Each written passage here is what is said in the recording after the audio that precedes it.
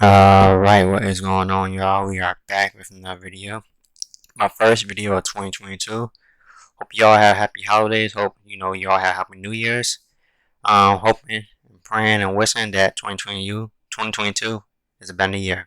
With that being said, today's video I'm here to talk about the most underrated player on each team. With that being said, let's get started. First off, we have the Chicago Bulls, and my most underrated player for the Chicago Bulls is Alex Caruso. Yeah, his box score numbers, stat sheet doesn't stand out or anything, but he's just the definition of an impact player. He's a winning player, one of the most underrated role players in the league. Um, Everybody needs Alex Cruz on their team. He plays the game the right way. Um, Energy guy, glue guy. He does whatever you need, around doing the court in order to win games. And big time gift for Chicago Bulls for the price they got him at. All right, next up we have the Brooklyn Nets, and my most underrated player for Brooklyn Nets is Patty Mills. Um, this is the best I've ever seen Patty Mills play. He's playing the best basketball of his career. Big time addition, especially with Kyrie being out all this season. He's been their third best player in that time, the second best player this year.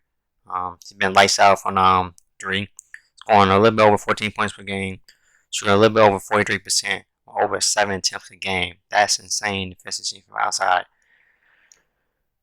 Next up, we have the Milwaukee Bucks, and my most underrated player for them is Grayson Allen. Talking about a fleece Milwaukee got in the trade. They literally got Grayson Allen for nothing in the offseason. Perfect 3D player for Milwaukee Bucks. Perfect floor space shooter for Giannis. He's so flashy being a little bit more than 3D player. Great signing for them. Averaging a little bit over 12 points per game, shooting about 39-40% from three on like 7 attempts per game. So perfect fit for Milwaukee. All right, next up we have the Miami Heat, and my most underrated player for them. You could have gone with three guys on this roster, but I went with Max Strus. Max Strus. Pronounce me. Correct me if I'm wrong in the comment section. I'm sorry if I pronounce his name wrong, but every time he gets extended minutes and he get more opportunity, he always, produce some facets of being a very solid NBA player. He has established himself as a good role player off the bench, who can score the ball off the bench. And Miami Heat has done it once again. They have found another hidden gem through their development program and one of the best development organizations in the league. They continue to find guys under the radar and they continue to produce hidden gems. All right, next up we have the Cleveland Cavaliers, and this gonna sound like a cop out answer, but I went with Jared Allen. I still believe that Jared Allen is not getting the recognition and respect that he deserves. He's not getting the national attention that he deserves. I know Cleveland they have been very exciting to watch this year. One of the most surprising teams in the league this year, and a lot of the credit I've seen him been going. He began to credit Darius Garland, Evan Mobley. But I just really believe that Jared Allen has been the best player this year for the Cleveland Cavaliers, and he's an easy All-Star this year. And this year, he's been playing like a top 5 center. Yes, he's been playing like a top 5 center this season alone. And I think not enough people, national media, not talking about him enough. He's been one of the better centers in the league. A lot of people got on him for the contract that Cleveland signed him to. I thought in the offseason it was a good deal for both sides. And this year, he's playing better than the 5-year, $100 million deal. I think he's an easy All-Star, one of the better bigs in the league, one of the best rim protectors in the league, one of the best floor runners in the league. He continued to impress me, and this Cleveland Cavaliers is very fun. He's a huge reason as to why they've been so good this season. All right, next up we had the Philadelphia 76ers, and I went with Tyrese Maxey. We know the whole deal with Philly this year. All this has been going around the Ben Simmons situation, and Tyrese Maxey had been kind of thrown into the fire, into a tough spot. And in my opinion, he's been answering that call. He's outside of Philly fans. Tyrese Maxey has played like one of the better up and coming young guards in the league. He's been very efficient this year. He's been filling in the void, in my opinion, best he could. Having 17 points, been shooting a little bit over 47% for field, 38-39% for three, been 87-88, shooting 87-88% for free throw line. He's been good, man, and Philly would be crazy to to get rid of him. And I think he's been doing he's been better than advertised in my opinion in his sophomore year. All right, next up we have the Charlotte Hornets, and I went with PJ Washington. Um, this year his role has been kind of diminished a little bit. Come off the bench now due to the breakout of Miles Bridges and Gordon Hayward being there. I think PJ Washington is a perfect example of a very solid role player. Kind of remind me of like a Paul Millsap type of player. He's to me he played a lot like Paul Millsap back in the Atlanta days. He has that type of potential. I'm not saying he's gonna be an all-star or anything, but I think he'd be one of the better role players in the league with bigger opportunity. Right when he was playing the first couple years in Charlotte, he was very good in Charlotte when he was starting role. But this year, his role been kind of diminished a little bit, but he's still producing very solid numbers off the bench, averaging a little bit over 11 points and 5 rebounds, shooting over 40% from the field. So he's a good stretch for a small ball five player. I think in different opportunity, more opportunity, I think he could produce even better numbers than he's been doing this year. All right, next up we have the Washington Wizards, and I went with Denny Idea. Yeah, Denny Idea numbers doesn't stand out, but if you watch, there's something called the eye test. You watch him play, you notice how good and how much he improved on the defensive end. How he been utilized, slightly better this year compared to last year. Didn't understand why they had him plug him in as a 3 and D player with Westbrook last year, whereas coming into the league, he was more as an all-rounder, a playmaker, having the ball in his hands. I think this year they started to utilize him a little bit more as a playmaker and on the ball role, but his defense has really stand out, and that's something that wasn't his strength as in my opinion coming into the league. Next up, we have the Boston Celtics, and my most underrated player for them is Al Horford. I don't understand where this notion came from that Al Horford was a bad player or he was washed. My opinion, Al Horford always been a very solid player. He's not the player he used to be, but he's still a very good NBA player. He can help playoff teams. He's a winning basketball player. He's a high character guy, very impactful on and off the court. And that's because he didn't feel it Philly didn't mean that he was a bad basketball player. Al Horford has been very good from the time he's been on the court with Boston Celtics this year. Very underrated playmaker for a big. Still, a good defender on the perimeter and protecting the rim. Just can stress out the floor. Al Horford is your definition of very solid player right now in the league. Alright, next up we had the New York Knicks, and my most underrated player for them is RJ Barrett. I've seen a lot of people been, up and down, more so jumping off the RJ Barrett bandwagon. Now, I'm not saying he's gonna be a superstar or he may play anything. I still think he got that all-star potential. I still think he could be a very solid, very good NBA player in this league. I just believe that he's not being utilized correctly in New York right now. Tom Taylor not utilizing him correctly. I think he can get more scoring abilities that he have and more focusing on being more like a 3 and D defender. With some flags of being more than that, but he's not being utilized correctly, like I said.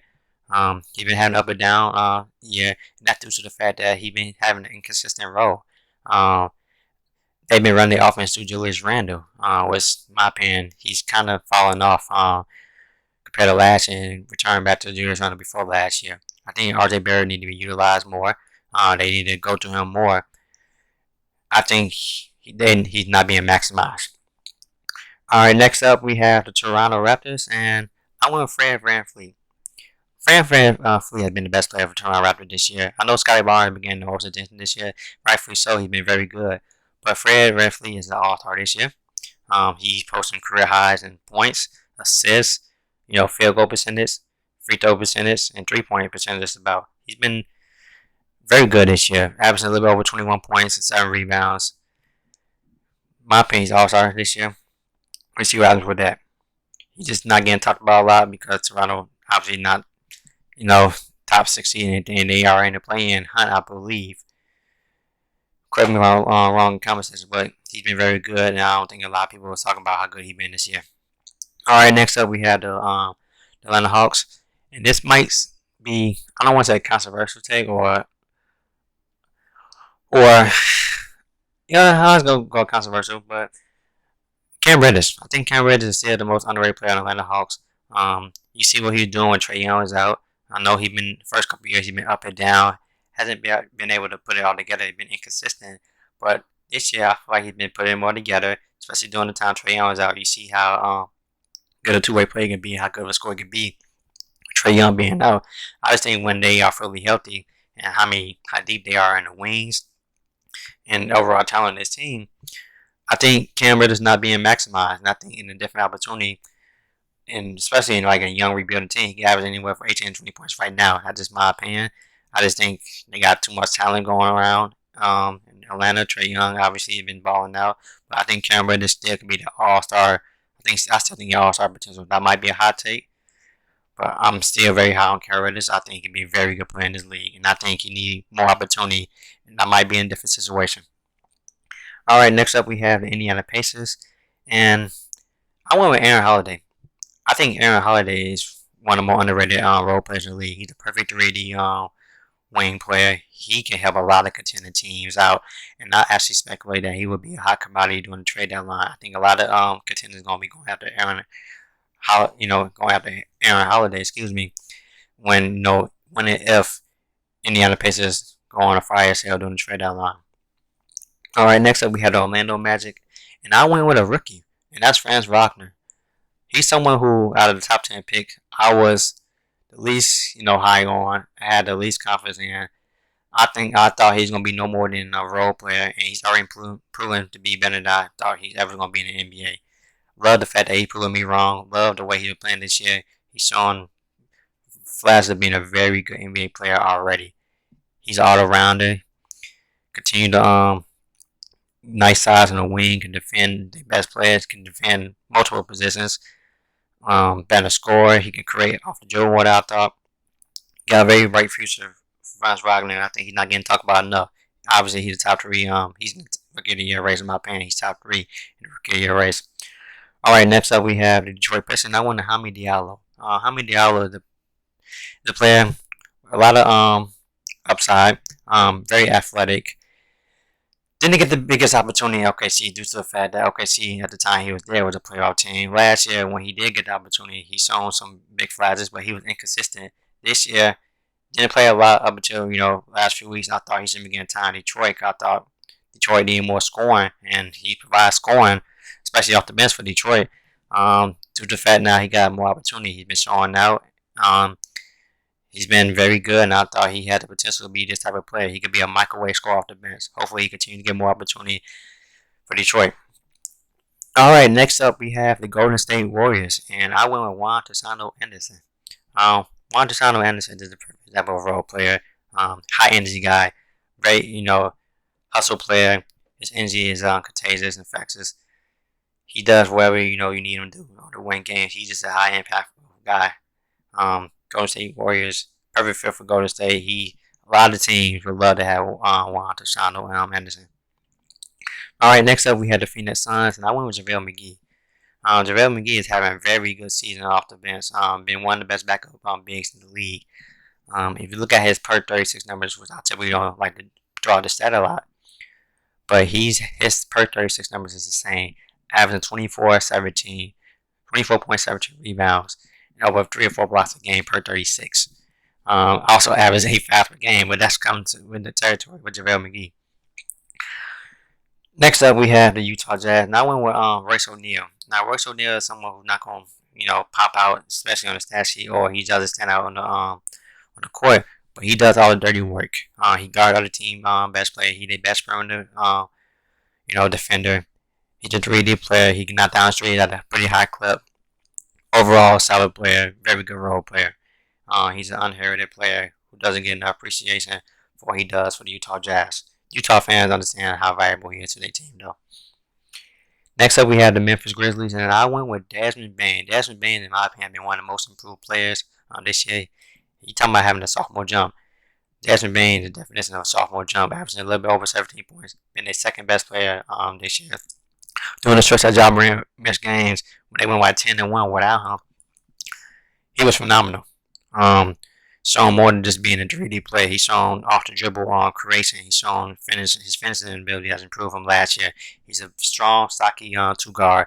Love the fit next to Ja Morant. And that 3 guard lined up with Ja Morant, Desmond Bane, and Dillon Brooks. Love the way Memphis is building. This Memphis Grizzlies team has been very exciting to watch. And a lot of that had to do to obviously Ja Morant, but the emergence and breakout of Desmond Bain. Next up, we have the Denver Nuggets, and I went with Monty Morris. Monty Morris, in my opinion, is one of the best backup guards in the league. Obviously, I think he's a starter quality guard on some NBA teams. This is the definition of a true point guard. Know how to run the offense, know how to control the pace, create opportunities for his teammates, fun to play with, makes the game easier on his teammates. Next up, we have LA Clippers, and I went with Luke Kennard. I know a lot of people, including myself, didn't agree with the deal that Clippers gave him, a 4-year, $64 million deal, I believe. Thought that was a little bit overpaid, but he's been better than people have been giving him credit for. Not a lot of people talk about Luke Kennard Clippers. Been lethal for 3-point range. Been one of the best 3-point shooters in the league with some on ball, shot creation on the ball abilities. Shooting over 44% on about 6-7 attempts per game. So he's been lethal for 3-point range. Showing the ability to score off the dribble as well. Next up, we had the LA Lakers, and I went Malik Monk. I thought Malik Monk was the best signing for the Lakers in the offseason. Might be a hot take. I thought he could be a perfect 6-man at times, sliding in a 2 spot. He been up and down, but his fitness for Brown, I think he fit a lot better than Taylor Horton Tucker at the 2 guard spot, and I think it might be time for him to start at 2 guard spot due to the fact that he can spread out the court, shooting from 3, score off the dribble, provide scoring when LeBron and Westbrook and AD's off the court. And his fitness for LeBron, AD, and Westbrook is probably the best among any other player that the Lakers have signed this offseason. Next up, we had the Dallas Mavericks, and I went with Jalen Brunson. Jalen Brunson is having a big time year. He is due for a big payday this offseason. Been the second best ball handler, secondary playmaker, secondary shot creator, and at times been the second best player. This season. You debate that either him or Porzingis, but he's been clearly the second and third best player this year. Jalen Brunson might be more than just a backup guard. I think he's a starter level guard in this league. And I love the fact that he's breaking out. I was waiting for him to get big opportunities because I thought over the last couple of years he deserved a big opportunity. Every time he was getting to 70 minutes, he always, produces and shows some positivity on the court and shows some positive signs every time he's on the court. Good things always happen when Jalen Brunson was on the court. So I think Jalen Brunson, due to the fact that he's getting a big opportunity, he's showing that I thought he could have been showing for Dallas Mavericks. That's being a very good player in this league. Next up, we have the Minnesota Timberwolves, and I went with Javel Vanderbilt. Javel Vanderbilt is obviously not a big name in the team. He's a glue guy, hustle player. Love his fit defensively. That's the Carnegie Town. He's a player that can guard multiple positions. He's versatile on the defensive ends. He's not a big time scoring team, but he stay on that glass. Overall, he play winning basketball. He's a tough nosed player. He gonna do what he gotta do to win games. All right, next up we have the Sacramento Kings, and I was debating between Rashawn Holmes and Tyrese Haliburton as the most underrated player of the team, but I went with Tyrese Haliburton. I thought on draft night Tyrese Haliburton last year should have been a top 10 pick. The fact that he fell to 12 during the draft night to me was surprising and a big time gift for Sacramento. Things that he saw last year, obviously one of the best, top 3 rookies last year, and this year, due to the time that De'Aaron Fox missed time. Allowing Tyrese Haliburton to be in the point guard 4 times unlocks some things for the Sacramento team. Now, I'm not saying trade De'Aaron Fox or anything, but Tyrese Haliburton, in my opinion, shown more facets as being a very high-end, high impactful player or high impactful starter. He's shown some facets to being an all-star caliber player. I think he got all-star potential. Now we see what happens with the Sacramento Kings team, but Tyrese Haliburton just does everything. He can shoot it from 3. He can run the pick and roll. He can play off the ball. He defends at a high level. Just know how to play basketball. Very high IQ player, and is a very good ball player. Next up, we have San Antonio Spurs, and my opinion, like I said, right now, DeJounte Murray is the most underrated player in the NBA, but I feel like that take has been, obviously, everybody's saying that now. So I went with another player who I think is still going under the radar, who I still think is underappreciated, and that's Derek White. Over the last 2 years, I thought never said Derrick White was the best player for San Antonio Spurs. For last year, I thought Derrick White was the most important player. Cause notice when he played well, Spurs, they went as he went. Spurs typically win games when he played well, and then when he wasn't playing well, you can see how the Spurs struggle. Derrick White is all rounder. He does everything well. He hustles. He can play on the ball. He can play off the ball. He can shoot, score off the dribble. He can finish. He can create for his teammates. Very good defender. And I think he's a very underrated defender that doesn't get a lot of credit for for him on the defensive end. Excuse me. One of the best shot blocking guards in the league. Take charges. This is all, man. He's just a Spurs player, man. I think he's very underappreciated around the league.